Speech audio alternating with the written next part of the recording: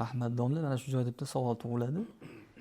Ilmsiz fatvo berish qanday oqibatlarni olib keladi?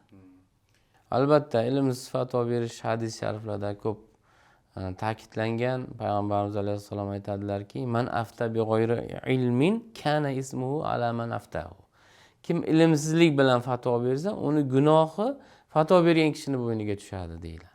Ya'ni bir oddiy kishi kelib, mana shu ilm ahlidan deb so'rab, amal qilmoqchi bu bir savol so'raydi va o'shanga amal qiladi. Unga fatvo bergan kishi to'liq mas'uliyatni bo'yniga oladi. Agar to'g'ri fatvo bergan bo'lsa, ikkalasiga ham savob bo'ladi. Noto'g'ri fatvo bersa, lekin gunoh endi fatvo bergan kishining bo'yniga tushib qoladi.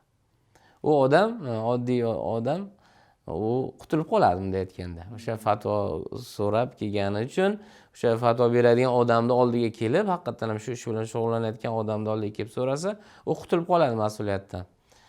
To'g'ri kelgan odamdan so'ramayapti-da u ham. O'sha mutaxassisdan so'rayapti. Lekin noto'g'ri fatvo bergan odamga mana shu yerda katta mas'uliyat tushib qoladi. Yana boshqa hadis sharifda mashhur ajraukum alal futya, ajraukum alan nar deydilar. Ya'ni fatvoga ishtiyoqmand bo'lgani, jur'atli bo'lganingiz deydilar, do'zaxga jur'atli bo'lganidir.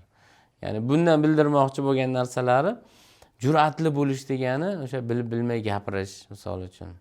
Oxirini o'ylamasdan, mas'uliyatni o'ylamasdan gapirish odamni o'sha oxiri do'zaxga olib boradi. Ya'ni gunoh bo'ladi, buni oxiri yomon bo'ladi degan narsaga payg'ambarimiz alayhissalom ishora qilyaptilar. Ham o'ziga ziyon qiladi, ham boshqa odamga ziyon qiladi unday kishilar.